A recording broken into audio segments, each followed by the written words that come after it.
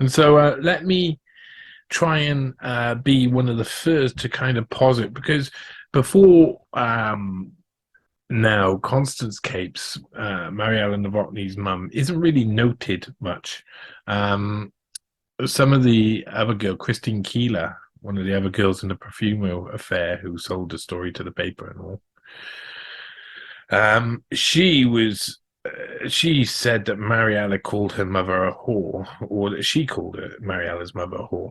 Basically, she said, insinuated she was a woman of loose morals, but that could mean anything in the 60s, couldn't it? Whore could mean anything. She kept she showed a bit too much of her breast. Whore! She showed too much of her knee. Whore! That was the 60s as it was. So it's not a surprise to hear that. But there was not much else known about her, and I did track down a story that no one else knew, and it made a lot of sense, and it mirrors things that were within this case, and I thought it was necessary in this series. I really want to start to put the full story together of this period, this era. I don't want to just tell the same story. I never do this. I never tell the same story that everybody else has told over and over again. I try and find the pieces that have been lost in time, missing, purposely pushed away, hidden, um, and they're out there. There's a lot of information out there. And once these people cover up these things, they get on with their own stuff. So they're not expecting people to go back necessarily and take a proper look and think about things like through different perspective of perspective of time and knowing the entire case. So I can find things that they didn't think when they were covering this up that people like me were going to be able to find, because they can't think of all of those things. What is it someone in the future is going to be able to work out about now? Oh, I don't know. Let's just cover up the main things and then let's just deny all knowledge. That's how the intelligence services tend to work. That's how history tends to work. And so I went through a trek through time, and I found this really exciting, interesting story. It's really interesting. So, even though in the article about near the end, I start talking about Stephen Ward, Teddy Sugden, and other of the society people hanging around helping out the establishment with their nefarious sexual deeds. Stephen Ward, for those who don't know, eventually died in custody of an overdose. Another one, yes, another one. Was a central figure in the Profumo affair, ended up in court. He was seen by many as a scapegoat. I think he was just one. He was just surfing. He thought he was cool. He thought he was, I think Douglas Thompson said Belmondo chic or whatever, he thought he was the best, wearing sunglasses and nighttime in a nightclub. These guys were all obvious spies. These were guys who were working with lots of people who would tell them lots of secrets, and then they would go back and report it to other people. And we're not meant to know about all of this. We're not meant to see all of this. So Stephen Ward was obscured in time, but he was what we use class as a society osteopath. So he was an osteopath, but for people within the establishment and the elite, and he also sketched people in the establishment elite, including the Duke of Edinburgh and other very famous people who at the time were being naughty people themselves and hanging around with these naughty people. Teddy Sugden, who I mentioned, who I talk about a little bit in it, who had a sexual peccadillo for what I call a serpentine peccadillo for lizards. He liked reptiles, sorry. He liked reptiles. Anyway, these guys, I'm not going to cover them so much in this news hound. We're going to get onto those guys much more later. We're going to get a gist of the Hod Dibben and Mariella Novotny sex parties. But we're going to understand this girl, Mariella Capes, a bit more. We're going to understand her mother, and we're going to understand some of the things that led her to become the woman she was, which was a fascinating woman who eventually drowned in jelly. So please, with that, come with me on this adventure through space and time as we explore the very depths of history in Newshound. This is it. This is where I look for my glasses. Now I'm on my spare pairs of glasses because I lose my glasses all the time. That's what I do. I put them down somewhere. So if I look suspiciously like I'm from the 60s, Hey, well, that's because of these. Most people will probably say, just a little pair of glasses, stop moaning about it, would you? Okay, anyway, so we start in 1903. This is Birth, Marriages and Deaths. freebmd.org.uk, and freebmd allows you to see birth, marriage and death records in the UK. Maybe it's just in England and Wales. Maybe a couple of things in Scotland, I don't know. But I seem to remember that they don't have them in certain areas. It only covers very limited areas, but those limited areas include England and Wales. So I'm probably on here. This is a really good search tool for finding out things. So, no, that's not what I meant to do at all. So if I did want to search myself, I say, oh, no, I can't see because my glowing keyboard isn't glowing. There you go. So if I wanted to find myself, John Vedmore, and I wanted to search for all, and I wanted to know about what I've been doing in the past. What has this naughty boy been doing in the past? Me wonders. Bet something naughty. Oh, and there I am in 1839. Oh, no, there I am later. Oh, no, 1888. Oh, yeah, see, so it goes through all of this, and eventually you get down to the bottom where the records run out. You find me. There you go. John Oliver Lewis Vedmore. There shows you the maiden name there. So my mum's maiden name is Tarson. There you go. Born in South Glamorgan, that's me. Yeah. And it was birth June 1980. Well, that's not quite right. What it is, April, March, June. It splits into 3 sections. They basically do it like that, every 3 months. And it's easy to be able to find people's information on here, basic information. So that's what I've done here with Constance Capes. I found Constance Capes. Now, there's 2 Constance Capes born around the same time. The reason why I've assumed it's this Constance Capes, is because she was born in Grimsby, and this one's born in Croydon. Croydon is down London way. It's in Essex, I think, so it's probably northeast London or something like that. And basically Croydon is far away from where Constance Capes grew up. Grimsby is right around the corner from where Constance Capes grew up. Constance Capes was born around this time, but I wasn't sure about when. So it could have been a 1901 one, but it's not. Also, if you look at Mariella Novotny, she's born in 1940, May 1940, I believe.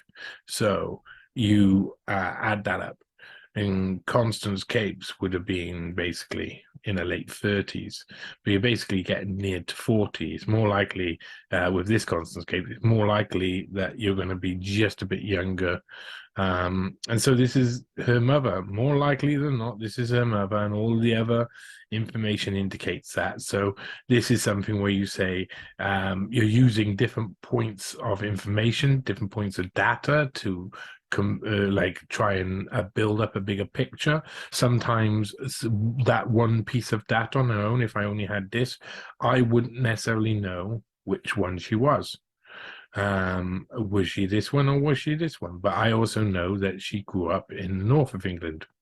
Suggests this. I know that she was had a baby in 1940. Suggests her there more likely than her. I know there's not much of a difference, but there is quite a big drop off in the ability to have kids, especially in the olden days when you get to your late 30s and early 40s. I think you all know this, but I'm sure there's some deniers of facts out there, you bastards. And here we're going to start. Where are we going to start? We're going to start the Daily Mirror. This looks old, doesn't it? Yeah. October the 5th, 1927. So work it out, folks. This girl is a nice young, about 24-year-old. We'll find out if it's her. Maybe it's not. And I'll look like a fool. Can you imagine if I look like a fool? Probably be a lot like how I look anyway. So, page 2 of the Daily Mirror, and we got the mystery of Mr. Atherley. Four Winds owner threatens to sue Daily Mirror. Typist's story. Left when asked to sign a dying man letter. Right. Interesting, eh? The mystery of Mr. Atherley. And why we're going here is because this mystery will give clues, like I say, will give clues to Mariella and why she had so many names. Most likely. Because people get ideas from things they've experienced, from things their family have told them, the things their family experienced. So you'll be the judge of this. You'll be the one who decides, do you think this is something that can lead to that? Is this a gateway to what I'm explaining? You'll be able to tell this once you've got all the information, which is what we do. We bring you all the information, we stuff it all together, we think about it, and then we can look at it logically from loads of different angles, work out what's fallacies or not, work out what our thinking is, work out logically, mash it all together into a true story. That's what we want to see. So here we go. Remarkable communications have been received by the Daily Mirror as a result of recent exclusive articles regarding the mysterious personalities of Mr. Reginald Winterburn Atherley. It will be remembered that Mr. Atherley offered Captain Shipwright, the ex-MP, lucrative employment at Four Winds, a caravan at first. Captain Shipwright declined this. Mr. Atherley later asked the Daily Mirror for a poster, describing him as the super publicity expert. The refusal of this has been followed by the threat of legal proceedings. So he's threatened legal proceedings against the Daily Mirror, which is, of course, quite funny if you know the entire story. And there is more to this story than meets the eye. I'm having trouble. So, in that article, you heard it mentioned. So, in that article, you heard it mentioned about a man named Captain Shipwright. Here he is. This is Captain Shipwright. I'm going to give you a bit of the lowdown about Captain D. Shipwright, Dennis Shipwright. He's got a longer name than that. His name's quite impressive. He was an ex-MP. He would take a job for £4 a week, it says here. Former twin baby of House, who holds Great War record from our social correspondent. And here it goes on about how this guy, basically, Captain Dennis Shipwright, a soldier, airman, barrister, racing motorist, film producer, film actor, business ambassador, big game hunter, and politician, is at 29 years of age desperately anxious to find employment. I will take any job of any sort, he said today. I'm not so much concerned with the remuneration. I would take a chauffeur's job if it were offered. If a man said, I will give you a job at £4 a week tomorrow, I would take it. I believe a young man ought to be ready to do anything. So this came out in September 1927. Captain Shipwright started making these pleas. Out of a job, Captain Shipwright is searching for a job. This, boom, boom, boom. Captain Shipwright, ex-MP for Penryn Falmouth. That's in Penryn and Falmouth is in Cornwall. Is advertising for a job. The following appeared in Friday in the personal column of London newspapers. Ex-MB, age 29, cannot get work. So it goes on about this guy not being able to get work.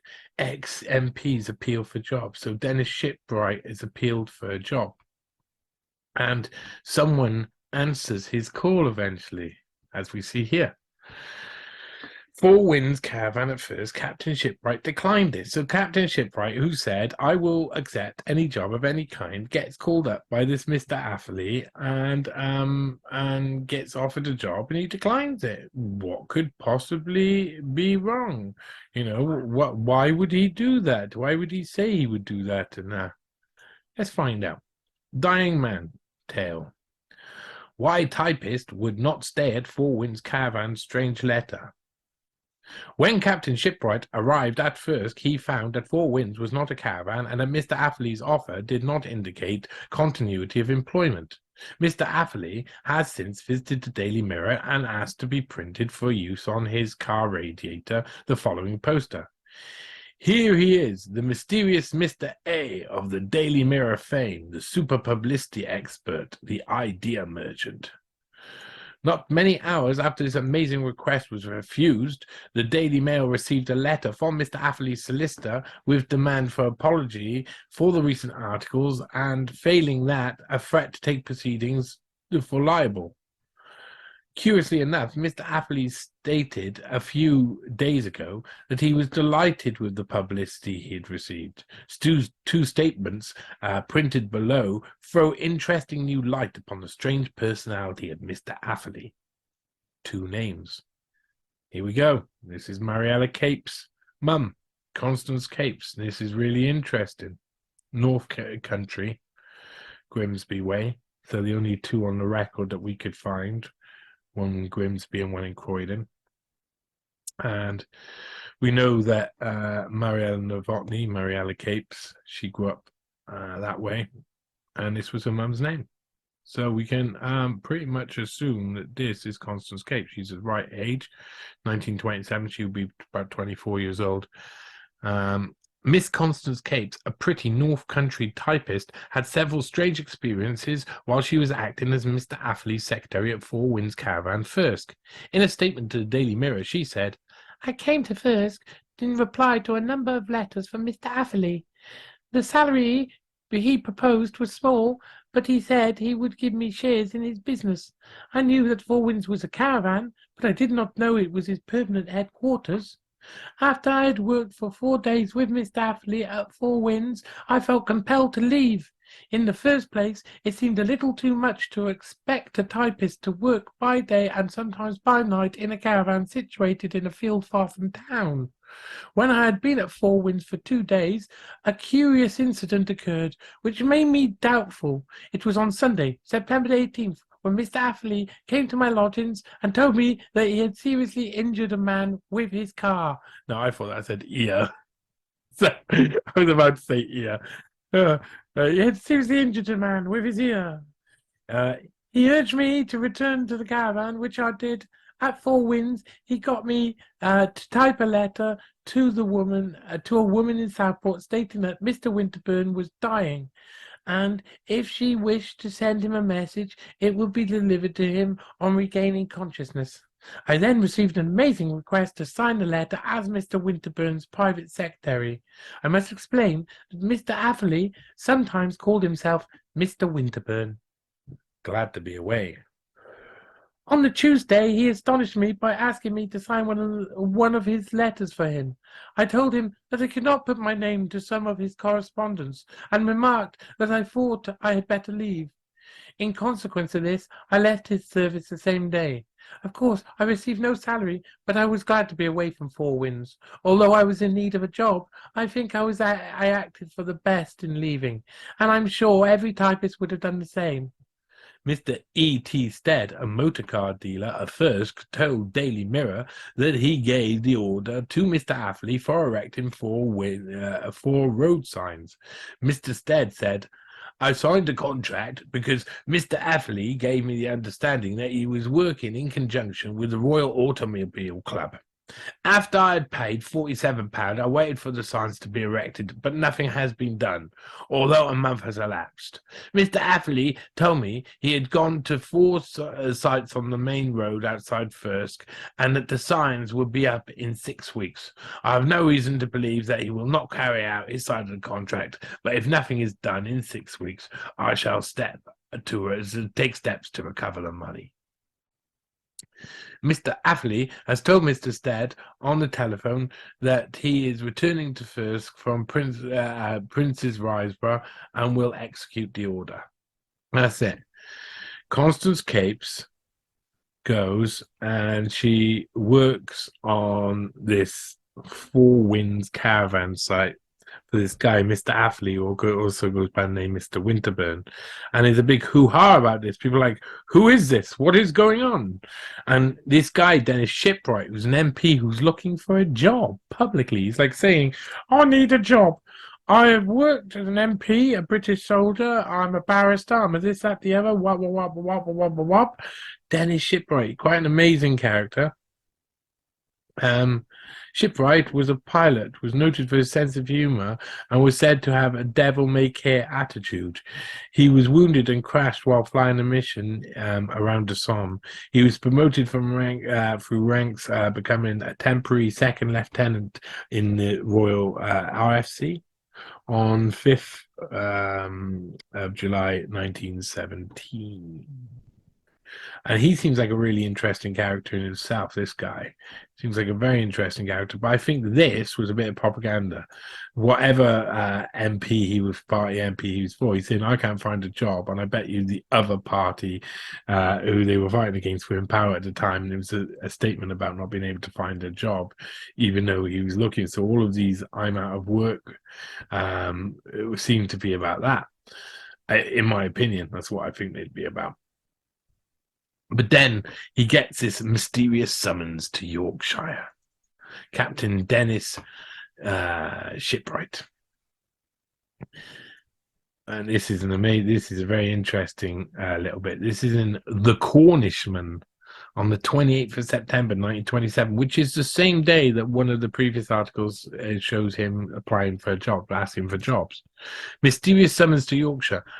An amazing adventure has befallen Captain D. Shipwright, the ex-MP who recently advertised for a job.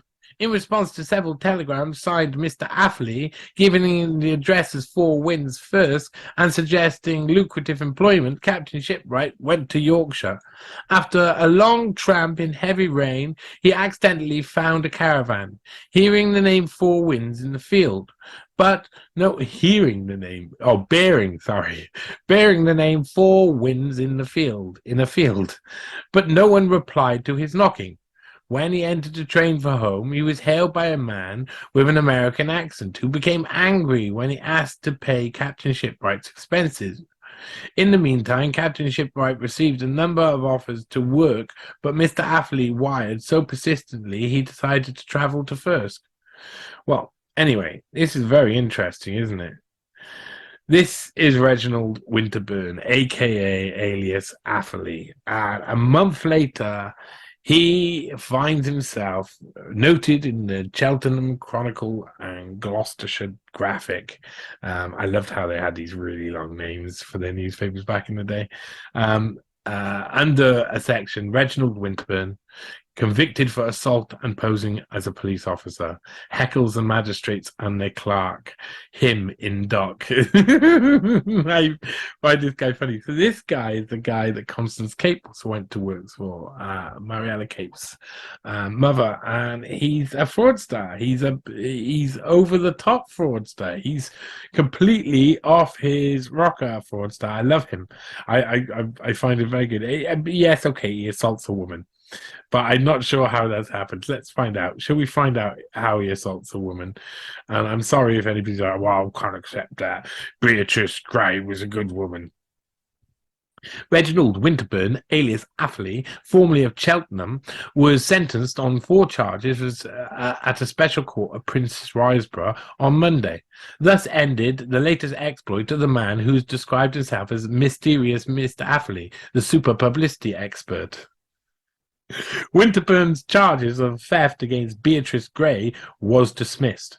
The chairman of the magistrate said that there was not a stain on her character. This was not a stain on her character. In addition to a charge of assault on Beatrice Gray, Winterburn was convicted for impersonating the police, doing malicious damage to a police cell in High Wycombe, probably smearing, and obtaining a motor driving license when he had previously been disqualified from driving.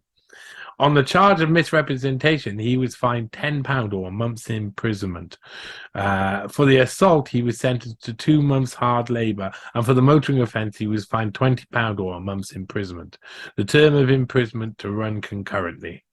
Winterburn appeared in the court wearing a grey suit and patent leather shoes. Ooh, how nice.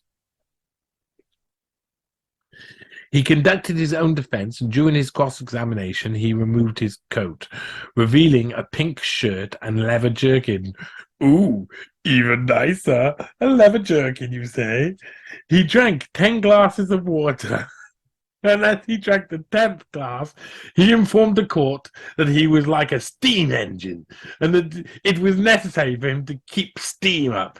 He heckled the magistrates and the clerk of the court so often that he was twice sternly warned that unless he desisted, he would be committed for contempt. When the magistrates retired to consider their decision, Winterburn offered to read his life's history to the court and then began to sing a hymn, Lead Kindly Light.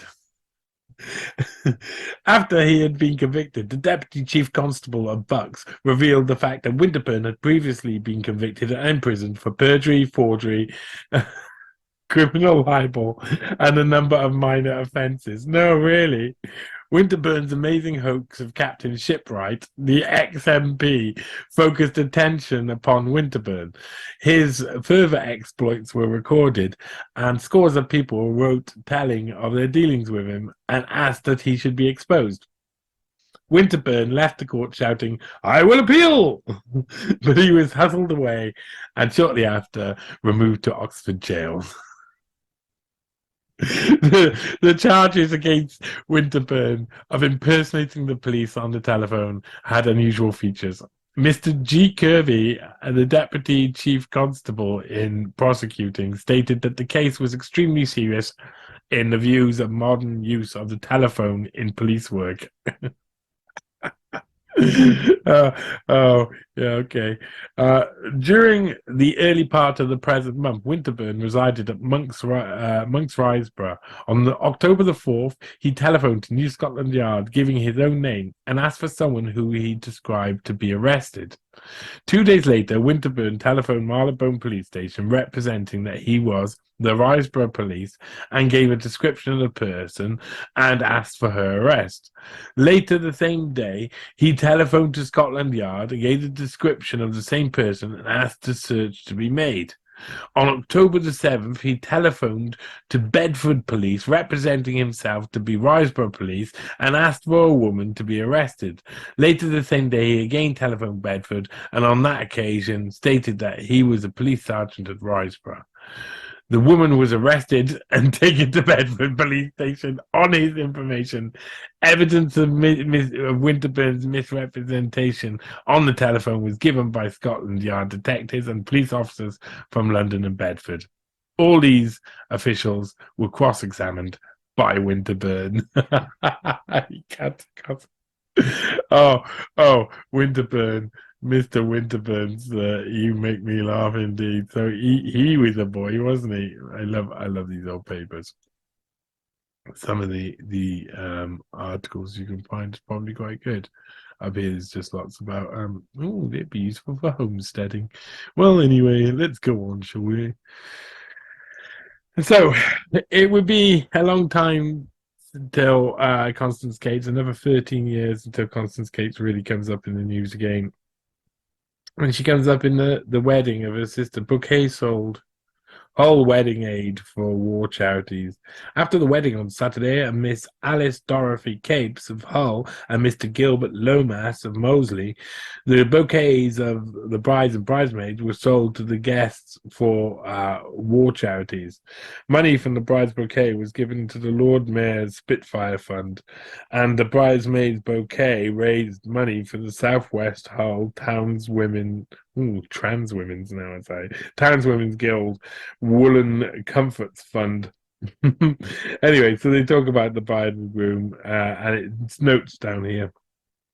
Given away by her father, the bride wore a pale blue moose crepe cut on princess lines with navy accessories, and she carried a bouquet of Ophelia roses. Attending her was Miss Constance Capes, sister of the bride, who married a bouquet of anemones to tone with her dress, and the previous and matching accessories with deep clover shade.